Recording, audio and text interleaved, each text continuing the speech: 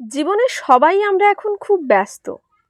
কাজ ও অন্যান্য ব্যস্ততার অজুহাতে আমরা আমাদের জীবনের বিভিন্ন মূল্যবান মুহূর্ত হারিয়ে ফেলি, যেগুলো ভবিষ্যতে হয়তো আর ফিরে পাওয়া যায় না।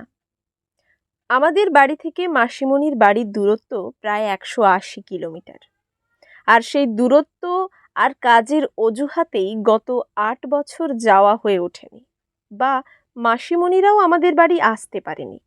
আমাদের সংযোগস্থল হলো আমার মামা বাড়ি, যেখানে বছরে একবার হলেও আমরা সকলে একত্রিত হই। রথযাত্রার দিন প্রভু জগন্নাথ যেভাবে মাসি বাড়ি যান, আকস্মিকভাবেই জগন্নাথের কৃপায় আমিও মাসিমণির বাড়ির উদ্দেশ্যে রওনা হলাম। কারণ ওই রথযাত্রার পুণ্যতিথিতেই মাসিমণির নতুন বাড়ির গৃহপ্রবেশের অনুষ্ঠান ছিল। ভোরের আলো ফোটার আগেই আমাদের যাত্রা শুরু হয়। শান্ত, নিস্তব্ধ, মনোরম প্রাকৃতিক সৌন্দর্য উপভোগ করতে করতে গ্রাম্য পথে টোটোতে করে স্টেশনের উদ্দেশ্যে রওনা হলাম। অনেক দিন পর আবার ট্রেনে চড়ব, তার এক আলাদাই উত্তেজনা কাজ করছিল মনের মধ্যে। স্টেশন চত্বরে তখনও সেভাবে লোকজনের আনাগোনা শুরু হয়নি।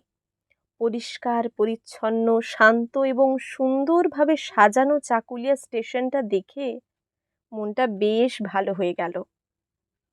ট্রেনে জানালার ধারে বসে বাইরের জগৎ দেখতে দেখতে যাওয়ার স্মৃতিটা আবার সতেজ হয়ে উঠেছিল। অবশেষে 3 ঘন্টা যাত্রার পর চান্ডিল জাংশনে নামলাম। তারপর অটোতে চড়ে মাসিমণির বাড়ির উদ্দেশ্যে রওনা হলাম। বুকের মধ্যে তীব্র উত্তেজনা এবং একটা তাড়াহুড়ো কাজ করছিল যে কখন মাসিমণির বাড়ি পৌঁছাবো।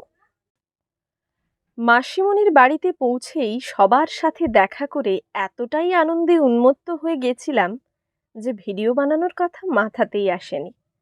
তারপর খেয়ে স্নান করে পুজোর কাজ শুরু হয়। গৃহপ্রবেশের সমস্ত নিয়ম খুব সুন্দরভাবে পালন করা হয়। সেই মুহূর্তটা খুব আনন্দের ছিল, যখন নতুন ঘরে প্রবেশ করছিল সবাই একসাথে। তারপর নিষ্ঠার সাথে পূজার সমস্ত নিয়ম সুশৃঙ্খলভাবে পালিত হয় এবং হোমযজ্ঞ হয়। আগত অতিথিদের প্রসাদ খাওয়ার ব্যবস্থা হয়েছিল। কর্মসূচি তখনও সম্পূর্ণ শেষ হয়নি, কিন্তু রথ দেখার প্রবল ইচ্ছার জোরেই ক্লান্ত থাকা সত্ত্বেও খাওয়া শেষ হওয়ার সাথে সাথেই বিকেল 4টা নাগাদ বেরিয়ে পড়েছিলাম রথ দেখতে। প্রথমবার নিজের গ্রাম বাদ দিয়ে বড় শহরে রথ দেখার উত্তেজনা, সেটা আলাদাই অনুভূতি।